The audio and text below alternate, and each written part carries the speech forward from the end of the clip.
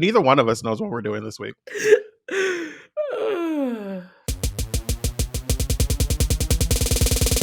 Hey there, beautiful people. Welcome to FANTI, the podcast for all those complex and complicado conversations about the gray areas in our lives. I am journalist, author, professor, and your fave, Jarrett Hill. And I am Tre'vell Anderson. Coming up on the show today, we are going to give being a multi-hyphenate the FANTI treatment with a very special guest with a couple hyphens behind and in front of her name. But first, we've got to pass the popcorn for y'all. We know you saw the headlines about one Miss Keke Palmer. And baby, listen, okay? Last week it came out that Keke got a temporary restraining order against her baby daddy, Darius Jackson. There are stills out there from security camera footage showing a physical altercation. It's apparently not been a great time in that family, and there are reports of, controlling behavior and other violence of sorts happening for at least a year, allegedly. The light-skinned dude from Insecure, Saranis, is involved because I guess Darius is his brother, so he's mixed up in it. Keke's mama, Miss Sharon, okay, done put out a video on social media. I don't know if any of y'all listen to Baby It's Keke Palmer, Keke Palmer's podcast, but Miss Sharon is Keke's mama and she's part of the show, like every episode. Baby, you don't want to play with Miss Sharon, okay? I haven't. Wait, has she done one since this was announced? Yes, she did a video. Okay. Responding to just like, and I should say, Miss Sharon don't usually say nothing. Miss Sharon keep her mouth shut and just keep it very internal. But listen, that I don't know where she from. It's giving Chicago. It's giving Detroit. It's giving, Black Titan City energy, if you know what I mean. But she basically apparently, she put out this video saying, her perspective. And then she also apparently threatened to shoot Darius if he violated Keke again. There's text messages that came out via TMZ that show conversation around that. It's just so much, Jarrett. It's so much. So, like, I have not been watching all of Baby It's Keke Palmer. I've watched episodes of Baby It's Keke Palmer when there's been someone on it that, like... I hate that you say it like that. But, like, I'm not watching Baby It's Keke Palmer every week. I just thoroughly enjoy the Keke Palmer part. Amen? But I have thoroughly enjoyed what I saw on Baby It's Keke Palmer. So, let me just say... Cut it out!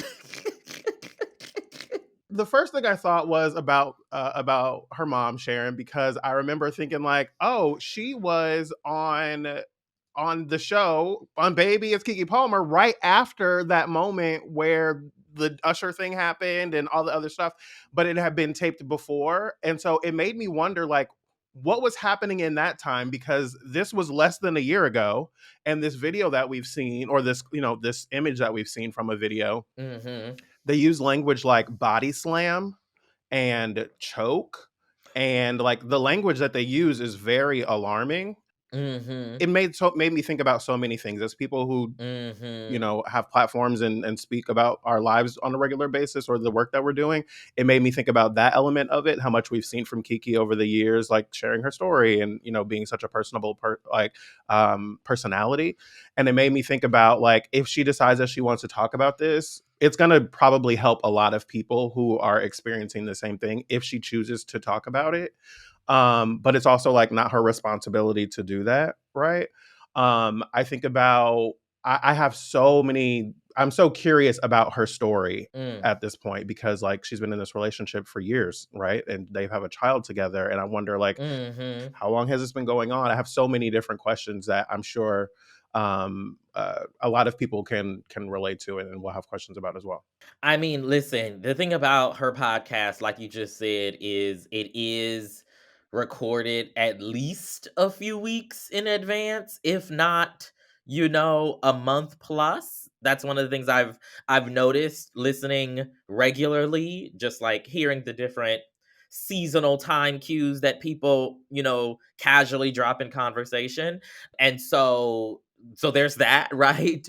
Um I it's interesting because I do feel like Keke is also already a sort of kind of private person, right? Like she's been trying to keep things for herself. Let me put it that way. Because of the celebrity of it all. And I'm sure, nobody wants this type of personal business out there in the streets, especially when you are, you just had this child how many months ago? I think the baby Leo's about 1 year or so, maybe a little I think less. it's a little less than a year. And yeah, and I will just note a few other people already called it about like the behavior that we saw around the Usher situation and like the language that Darius was using to try to, shame Keke for what she was wearing, saying you are a mother. Mm-hmm. Controlling behavior, controlling commentary,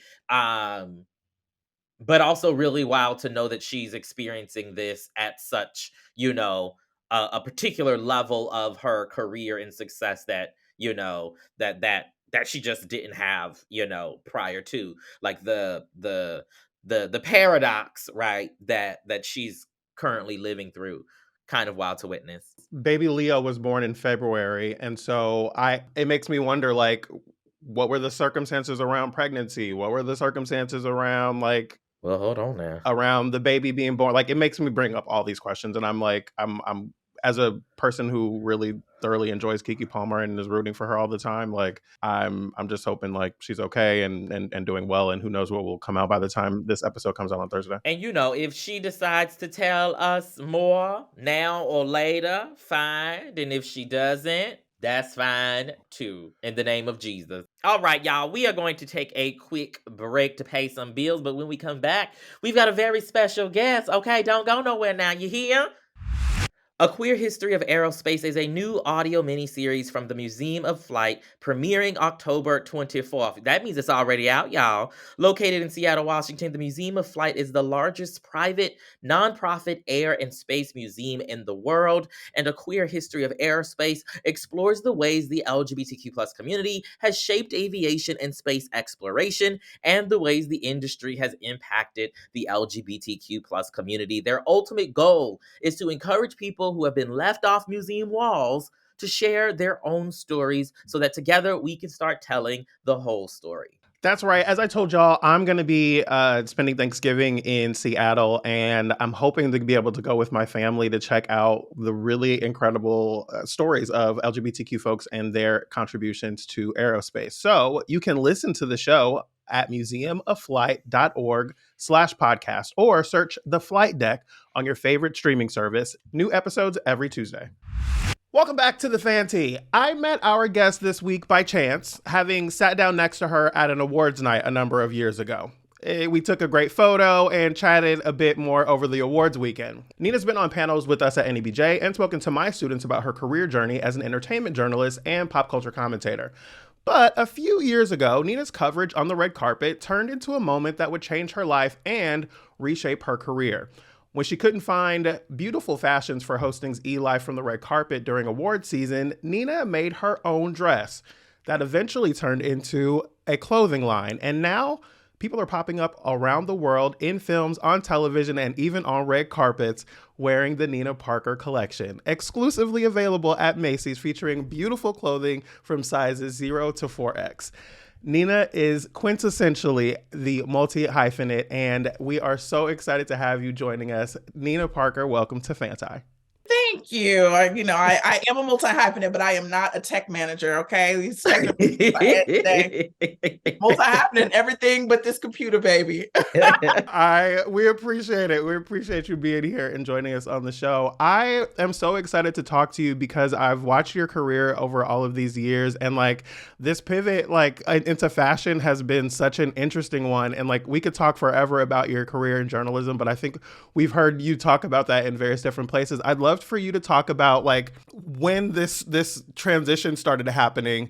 What were some of the initial challenges of moving from being an entertainment journalist to a fashion designer? I remember specifically you talking about taking time off from work for work, but like talk to us about like the challenges of like this transition that you've been in the last couple of years. Yeah, I mean, it wasn't anything that I honestly planned. It was really just, I think during your career, especially when you're in a career that is considered mainstream, you, especially as a Black person, you experience so many different issues. And then I'm adding being a plus size woman into that. And it was just a lot of frustrations for me in a lot of different ways. But like the one thing I just didn't feel like was the most realistic frustration was fashion. I was like, this is like an easy solvable thing. Like I can't really solve white supremacy, but I can solve I can't solve institutionalized racism, but I should be able to wear a cute top.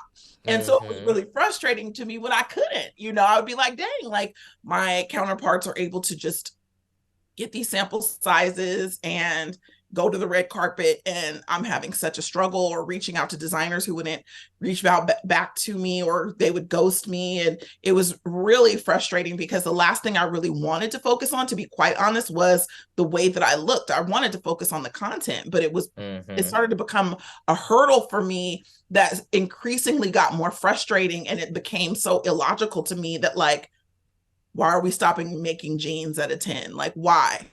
It just made no sense to me. It was like, oh, okay, so you don't want somebody who looks like this in your clothes. It's not that you can't make it. Like you're doing this, stop at this size is on purpose. And that to me was something I couldn't quite get my head around, because then it was putting people in a box for fashion sense, and creating people who wanted to hide in their clothes. So really for me, it started out of frustration, because I was like, okay, well, I'm gonna start making my own stuff. I'm gonna start buying, like I would buy men's clothes sometimes, and like we would cut the top, the sleeves off and put it on something else. And my stylist and I would just start creating things. That's really how it started, was like, I need outfits to wear every single day for this TV show, and I can't find enough online. So let's put some stuff together. It really was like a frustration project at first. I was very anti-fashion.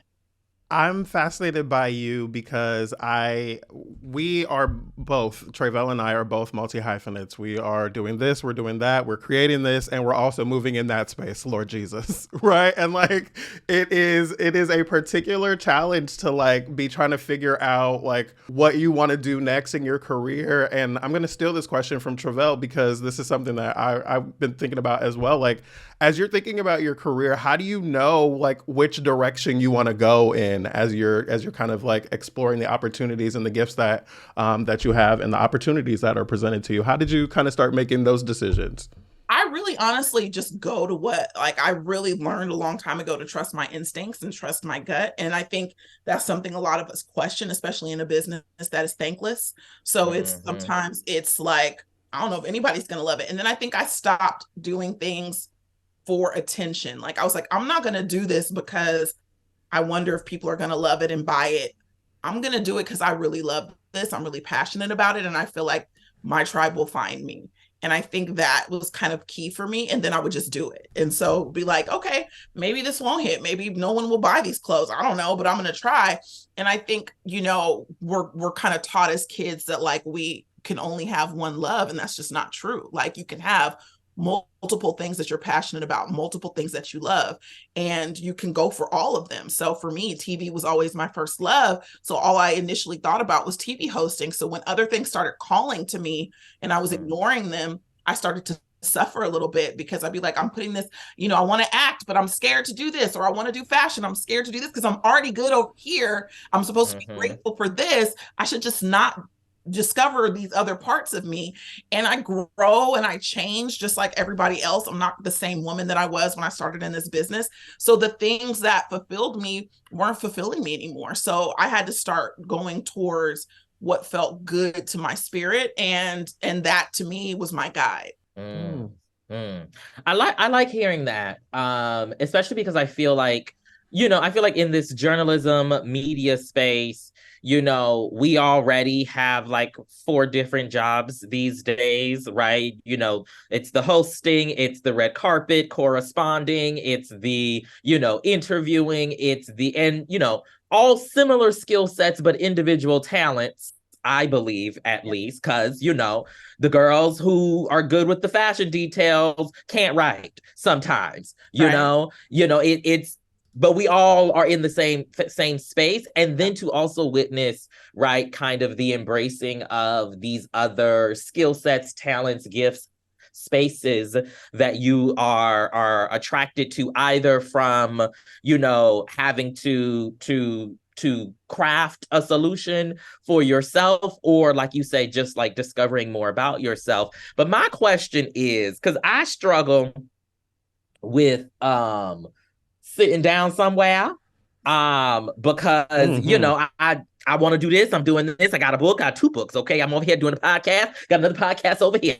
I'm recording this right now from DC. Okay, because I got a speaking engagement tonight. I'll be on a plane in the morning to come back to LA for another speaking engagement tomorrow afternoon. You know what I mean? But I need to sit my ass down somewhere. Yes, so how do you? Yes, you do.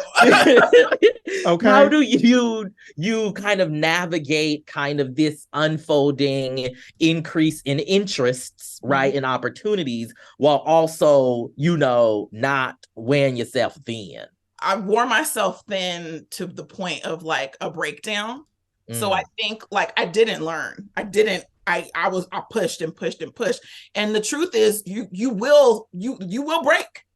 That's just the truth. Like, we are not built to consistently go at 100 miles an hour every day, all day. And mine lasted for many, many years. But one day I hit a wall, and I'll never forget. I was like, I parked my car at a grocery store. I had just had the longest day. I needed food. I was like, I'm gonna just run into the store. And I went in the store, grocery shop, came back down, and my car was gone. And I was like, oh my gosh, like, I was just like, oh, somebody's like, of course, this crazy day, somebody stole my car. And, I just was like, I had to Uber home with my groceries, and I was just crying. And I was just like, I just don't need anything else to like, this is just enough, and I'm crying. And I'm just like, I'm stressed out. I'm working 3 jobs. And, I called the police, and I'm like, I think my car was stolen. So a friend was like, let's go back up. We got to get like the tow information from the sign. Like, let's just go back up to the grocery store. So I drive back up to the grocery store. Child, my car was there, parked in a spot. Exactly where you left it. Oh my God. And I think I had like a mental like disconnect. Oh my God, I'm going crazy. And it was like, my friend was like, bitch, you need to go sit down somewhere.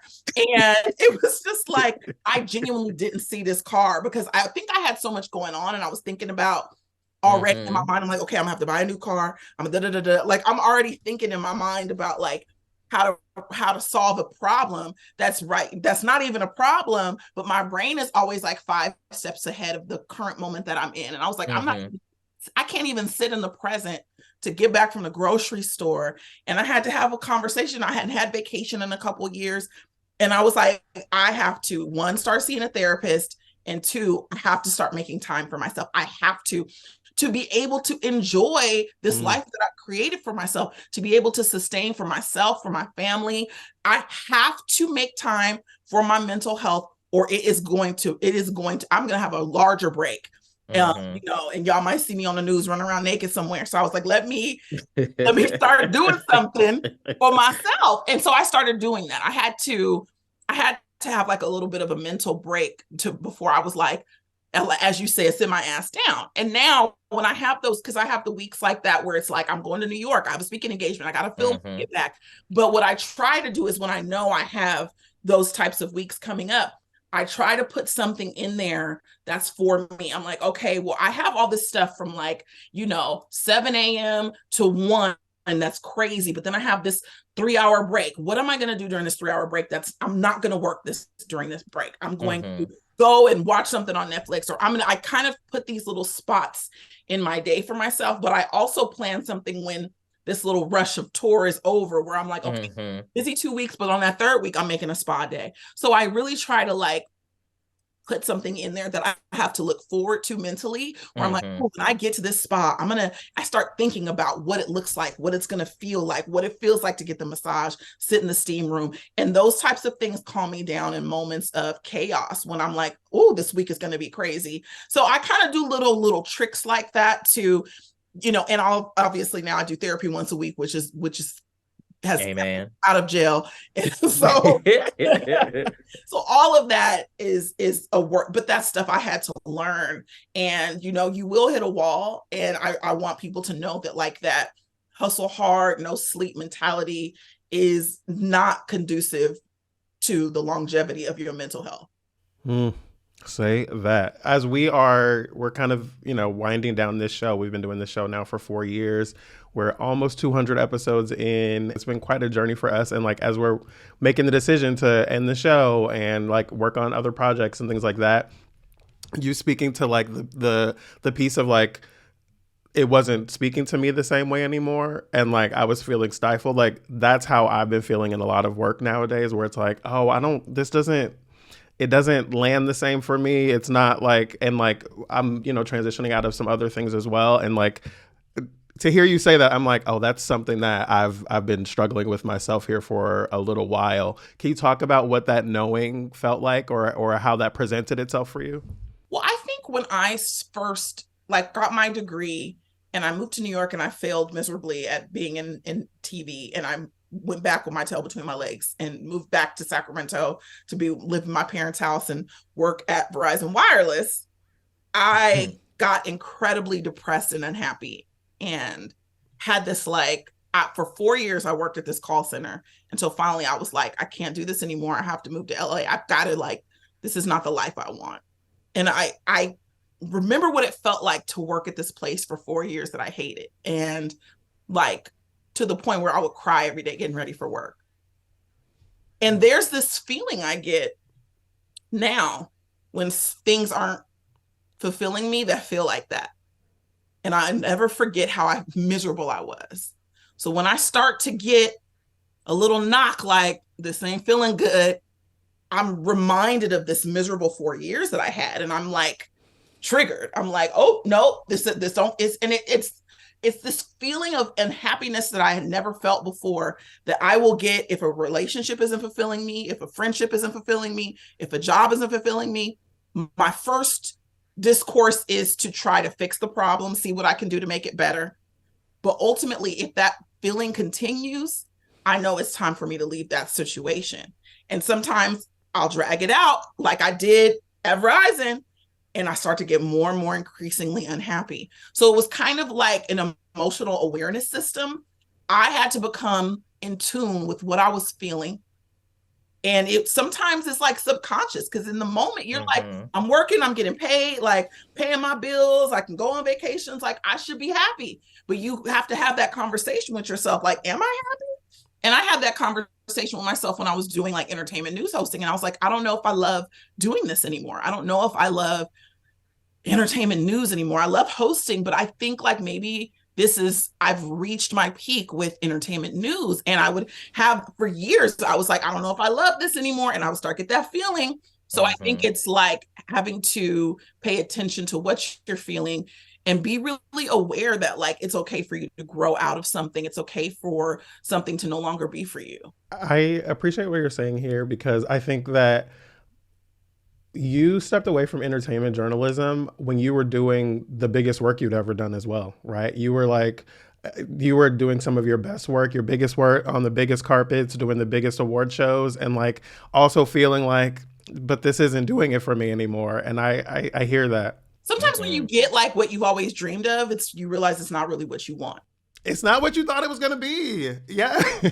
And you almost feel like you're betraying yourself, because you're like, I wanted this for a decade and now I have it and I don't really want it anymore. I don't really ever want to see another red carpet. I'm gonna be honest with you. Listen, okay. I don't they are awful places.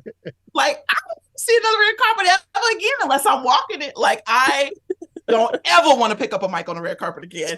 But if you would have told me when I first moved to LA that I could report on the red carpet at the Oscars, I would have been like, oh my God. Yeah. And now it's just not something I want to do anymore.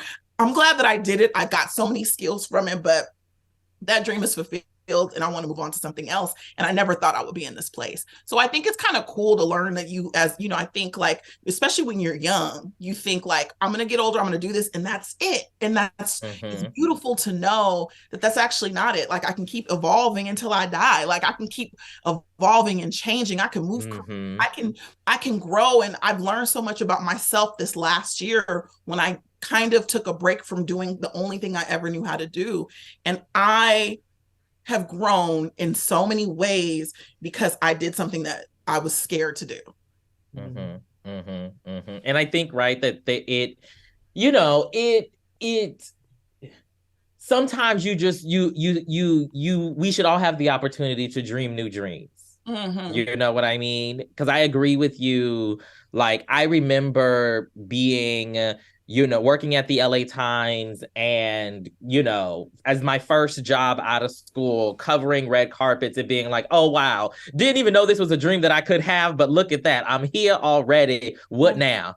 You know what I mean? And I think it's okay to go, what now? And find new things to dream, new things to explore, not downplaying or looking down on. I tell all of the red carpet girlies today, love that for y'all. So many people are like, they love that environment. They love the chaos. It drives them. They want to do it for the rest of their lives, honey. We not those girls, and that's okay too. Yes. Okay. And they thrive. There are people, and we've seen, there are people who are entertainment hosts and they do it till they're in their 70s. Like we've seen people who love it. And I love that for someone who's like, no, look, I'm comfortable here. I like it. I enjoy it. That's just not me. Like, absolutely. And we've got to be able to recognize which side of the fence we're on. This is actually really affirming for me right now because like I just wrote out my plan for what I would like to do next year, and most of it is not stuff that I've been doing. And like to hear you talking about this is actually affirming in a way that I didn't expect, and I'm grateful for that. You know what else you should think of is like, I was talking to my therapist about this because I was saying like, when I stopped doing entertainment news hosting, I wanted to stop, but I was still kind of sad. And what you will find yourself mourning something even if you don't want it. And I think I liken it to like ending a relationship where you still love the person, but you know that you can't be together. And sometimes it's like, even though I don't want to do that, sometimes when I see other people doing it, I'm like, oh, like, I'm like, dang, that I could be doing that. And then I'm like, but you didn't want to do. And it's a weird feeling. And what my therapist gave me, she was like, that you can feel, I'm always like, I shouldn't feel like this. And she's like, you can feel more than one thing. And that was like a game changer for me because I'm like, well, I can't miss this and want to move on. And she's like, yeah, you can. That's actually pretty human. And that allowed me to have permission to mourn it. And I did have like a period of time where I mourned giving up something that I no longer wanted, but you still want it to want you. And so there's like this weird thing that goes on in your head, and you think about like, maybe no one will want me anymore. Maybe I won't get hired, or maybe what if I want to go back? And you start having all of these thoughts. And so allow yourself to be able to like go through those motions. And there's going to be days where you do mourn something because you're good at it, and so you may have like that feeling. I so appreciate what you're saying, because in therapy we've started doing parts work where we can identify different parts of ourselves and not make them good or bad or right or wrong. They just exist and they're neutral. And that has been really helpful for me because like there's a part of me that wants to continue some of the things that I'm doing, but there's a lot of me that doesn't, or that wants to do something differently. And like we've talked on the show before, like when the show began, I was doing a lot more political coverage and coming out of the end of the Donald Trump presidency, which my God, today. And like I so have no desire to like jump back into that. And then we also have an election coming, and election season is the most exciting time of the year, of the cycle, right? And it's like, it's the time that you want to be engaged. The election is a big thing. And like, I cannot get myself, out of bed for it. I'm not like, you know what I mean? Like after years and years and years, and I've said this so many times, like, I don't know how many different ways we can say Donald Trump is trash. I don't know how many different ways I can say Donald Trump is problematic. I don't know how many times we can say like, alert, alert, alert, this is a problem. And like I'm tired, but I also recognize something you talked about from a mental health perspective is like it was weighing me down. And like in 2021, I was so like depressed and angry and hurt and sad. And like at this point, I'm kind of like happy and feeling some freedom in the new things that I'm doing. So I'm really grateful for the perspective that you're offering there. You know, people, it's weird because people really want to put you in a box. People really want to know how to identify you, you know, and that's in every way. You know what I mean? Like when we talk about pronouns and all this, people want to identify you to the job you do. And it's like, what is this obsession with y'all like needing to label me, you know? And it's like, people are like, okay, so you do fashion now. And it's like, no, I actually don't just do fashion. I do a lot of other things. And it's like, I constantly kind of have to put my foot down with people when I'm like, no, this is not the only thing I do. Cause they just, for some reason, people want to see you one way. And so it can be frustrating to kind of like let people know, like they just can't grasp the thought of you being happy in multiple different areas. Well, and I think to this point, like the thing that happened for me earlier this year that made me start thinking about like what I'm doing career wise is like noticing how I get introduced in rooms all the time, right? Oh, this is Jarrett Hill. He's president of the. Oh, this is Jarrett. He's president of the. Oh, this is Jarrett. He's president. Or this is Jarrett. He hosts the. Oh, this is Jarrett. Melania. Oh, Jarrett. This is Jarrett. And like the way that shows up all the time, I'm like, oh, but I don't even necessarily identify with that anymore. Right. Or like the thing I'm doing right now, the space I'm in right now is like, I'm really curious about who I am now outside of all these titles. Right. And like, you know, I'll be making some changes with my role at NABJ coming up soon and announcing that more broadly. But like the idea, I became vice president of NABJLA a year and change after Melania happened. And like, it has been attached to my name ever since. And I'm like, how do I show up in the world outside of journalists? How do I show up in the world outside of NABJ? How do I show up in the world outside of FANTI, outside of these different things that I'm doing? And so it's just very affirming. There's not a question there. But you know, it's nice to know like we go through the same things. And sometimes when it's at the same time, it's nice because sometimes I think you just need to know somebody else is going through it. When I left Nightly Pop, you know, the show was canceled. And it was funny because I kind of was ready to be done with the show. And so its cancellation was okay with me. I think the way that it was done kind of bothered me, but that's just the way it is with networks. But I was so used to posting every day to promote the show and posting about the clothing line and post. So I was like the post queen. Like I had to put up stories every day. And it was like a required thing. Like, hey, we need you to promote the show. So when I didn't have to do that anymore, I kind of was lost for a little bit. Like, okay, what am I supposed to be promoting? What am I supposed to post? And then I thought, well, maybe this is God telling me to like take a break from having to be so on all the time. And so I kind of took a break from social like posting, and people would hit me up and be like, I just want to make sure you're okay. And, you know, I was like, are y'all like, I'm running a multi-million-dollar clothing line. That not enough for you? But you know, it's funny because it's like how people see you doing something, or what they associate with success, or if they have to see your success for it to mean something, where it's like, I don't show people much of my life, to be honest. If you look on social media, I kind of only promote projects, maybe every now and then show drinks with friends, but most of my life people don't see. So they want to see like the fruits of your labor. And if they can't, they have questions. So it's very interesting how people want to define you. And what I learned is like, I don't want to be defined by the work that I do. I want to be defined by the woman that I am. Well, that makes me closing out asking about what you're working on and where people can find it. Makes it feel a little crazy. So not going to do that. But I will tell people that they can find the Nina Parker collection exclusively at Macy's, giving you fabulous fashions. And I just want to say, like, when this happened, you talked about when Nightly Pop got canceled. You and I had spoken around that time about how you were taking your PTO from E to go to New York to work on the Nina Parker collection and not really getting any time off. And I remember thinking to myself when the show was canceled, like, oh, great.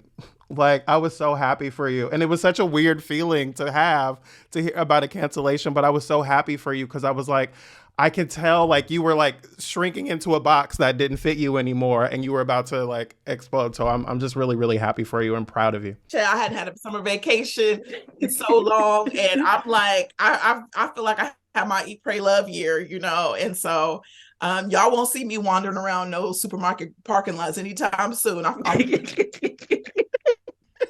Duly noted. Duly noted. Y'all can find Nina Parker. All the links to be able to connect to her work are in the episode description. Nina Parker, thank you so much for joining us on FANTI. We want to hear from y'all about multi-hyphenate life. If you are living the life, hit us up on social media using the hashtag FANTIFam. We're on the Twitter X, the Instagram, the TikTok, the YouTube, all of it. Coming up, why y'all hate us so much and listener feedback and our dishonorable mentions. We'll be right back. Have you ever wanted to know the sad lore behind Chuck E. Cheese's love of birthday parties? Or my Saturday mornings are reserved for cartoons? Or have you wanted to know how beloved virtual pet site Neopets fell into the hands of Scientologists? Or how a former Mattel employee managed to grow Sega into a video game powerhouse? Join us, hosts Austin and Brenda, and learn all of these things and more at Secret Histories of Nerd Mysteries, now on Maximum Fun.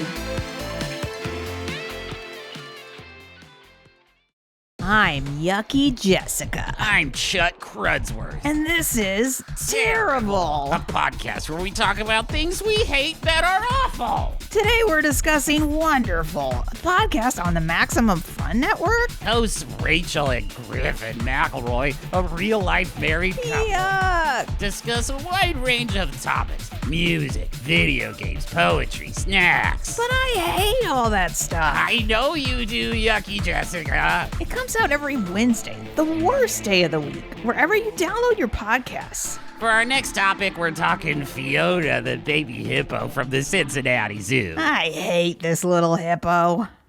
Welcome back, beautiful people. We're going to get into our listener feedback segment. We have an email here from Hannah. Hey, you beautiful people. I am devastated to learn that this podcast, which I only discovered a couple weeks ago, is coming to an end.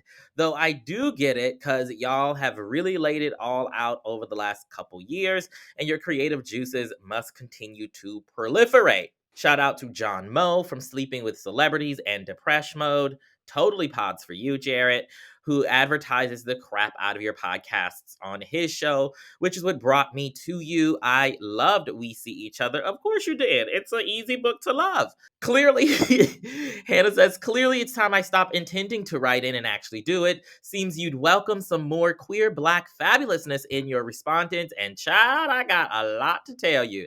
I won't feel any kind of way if you don't mention me on the show, because this is going to feel like a lot. I'm going to seem like a stalker, but I've been wanting to share my thoughts with you so much, but it's been overwhelming even for me because I have been binging FANTI for weeks now, oldest to newest.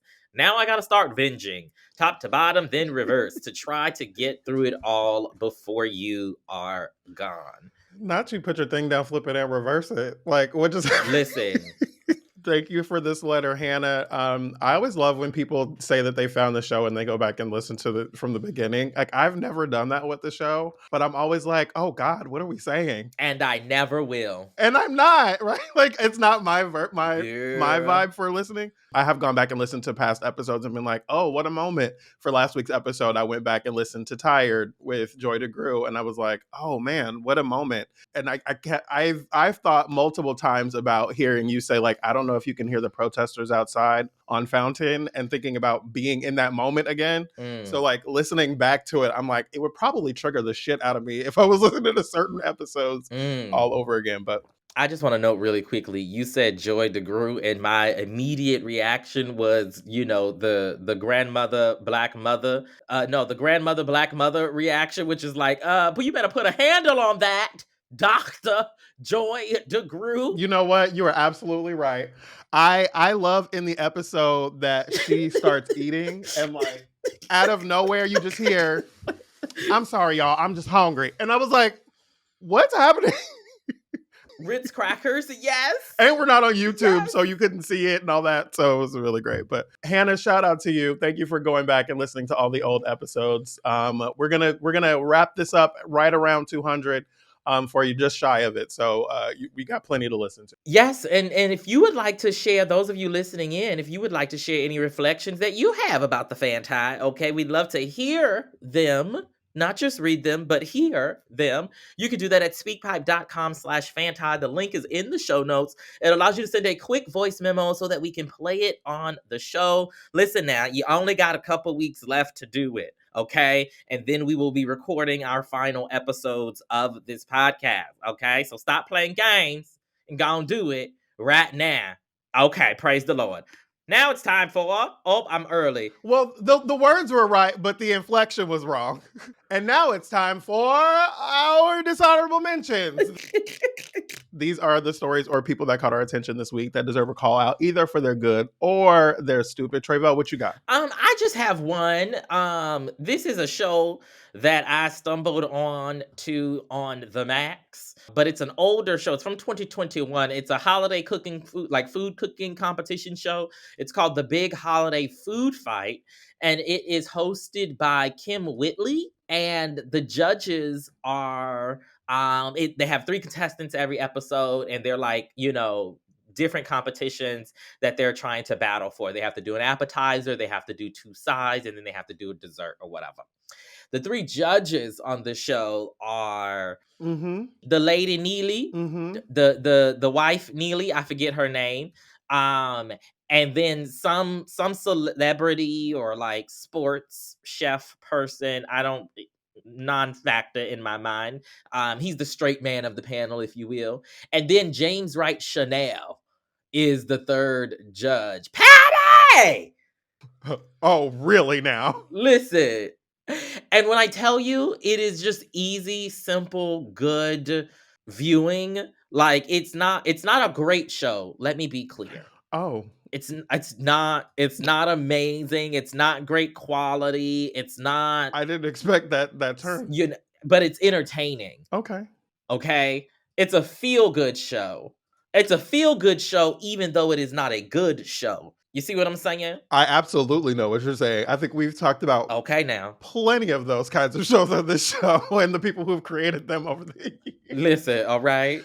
Shout out to Gina Neely. Gina! Yes. Gina Neely and James Wright Chanel on the same panel. I'm already kind of in. So listen. And like hosted by Kim Whitley. I was thinking like Kim Whitley doing a food show. I'm in. Like that sounds like a good old time. So literally, right? Where is it? Where can you watch it? It's on the Max. It's on Max. Okay. I will add that to my queue and probably never watch it. But wouldn't be the first time. I want to give an honorable mention to one Victoria Monet and one Courtney Jones or Coco Jones. I can't tell you how often I'm walking through the house singing that like, on my mama, on my hood, I look fly, I look good. I'm not even going to do it because I don't want the meme of it or the YouTube clip that can come back to haunt me later. But the way that I be walking around singing on my mama all the time is just absurd. Victoria Monet was just nominated for 7 Grammys on this album, Jaguar 2, which is fantastic. So excited for her. And I just wanted to know, Candice Marie Benbow did a Twitter thread, or excuse me, a Threads thread. Is that what we call that? She did a thread. She did a thread. She did a thread of posts or whatever. Girl. And I wanted to point out that what she was saying here. She says, earlier this year, the VMAs told Victoria Monet that she was too early in her career for their stage. Today, my good sis has 7 Grammy nominations. When I tell you folks will trip over themselves to block you from entering a door when God's got the kingdom already established for you. I was like, go in, Candice. Okay. But like the idea that she was too early in her career to perform on the VMA stage, I was like, are y'all fucking crazy? Like, it just really pissed me off. And like, I'm so glad that this moment happened for her because she's a fantastic performer. What's happening? You almost spit some water out. I love when Black churchy people turn anything spiritual. Always. They want to turn what you intended for good. Well, yes. No weapons formed against me shall prosper. I just love it. I love it also very much because the point could have been made. Showed up right. Literally, The point could have been made without, invoking the Abba Father, Abba Provider, Jehovah Jireh. But here we are. I love Candice, though. Shout out to her. Shout out to Candice. Also, Coco Jones got 5 nominations. Coco had a song that really broke my heart earlier this year that we don't have to get into the reasons about that. Oh. I also want to give a shout out to... Wow. Yeah, no, trauma. We were talking earlier about... Never mind. Mm-hmm.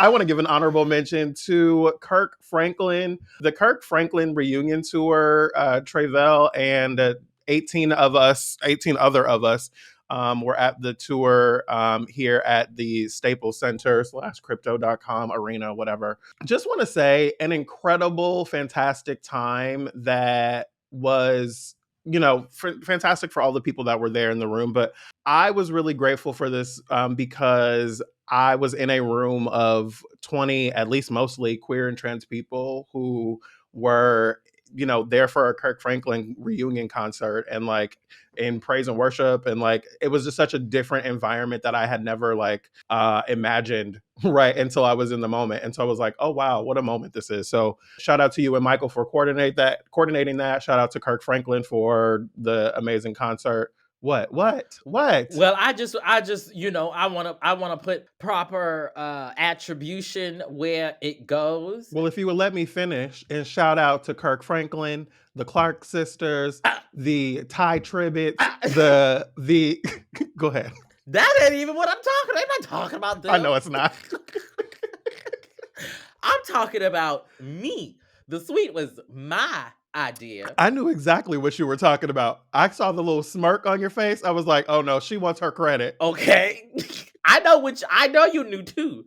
I do want my credit because, okay, the art of curation, okay, we were just talking. Oh my God. Spiritualize it. Come on. We were just talking with Nina Parker about, here I go. You see it? Oh Lord, yes. I saw it. You didn't even let me get it out. I hate you so much. Oh God. Anyway, yes, shout out to me. The suite was my idea. And then Michael definitely assisted in hawking some of those tickets. Praise the Lord. So I could recoup my money. Thank Jesus. But yes, it was wonderful. Last thing, I want to just do a quick shout out here. Keith Boykin put out a video on Instagram this week talking about how interesting it is that the All Lives Matter people aren't all lives mattering right now as we see things happening around the world. And I'm just going to let that sit there. You can go to Keith Boykin's Instagram and check that out. I'll put in the link in the episode notes. Now it is time for Black history is happening every day.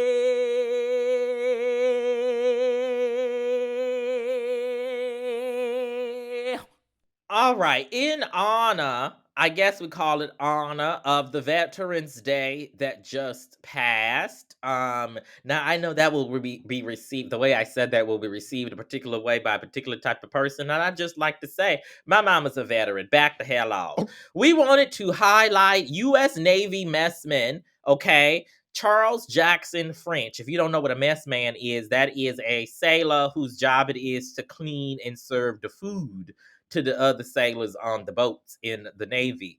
Well, in 1942, after U.S. Navy ship the USS Gregory was hit by Japanese naval fire in the South Pacific during World War II, many soldiers were injured or killed. Charles Jackson French, the guy we are talking about, he successfully swam up to 8 hours through the night as he pulled a raft of 15 wounded soldiers with just a rope around his waist and in shark-infested waters all the way to safety on the shores of the Solomon Islands. Because of this heroic act, French became the first Black soldier to receive the Navy Medal of Heroism. In 1943, the legendary Black newspaper, the Chicago Defender, named him Hero of the Year. Shout out to Charles Jackson French. Shout out to the African Archives on Twitter for being a source for this information for us. And, feel how you feel about the military.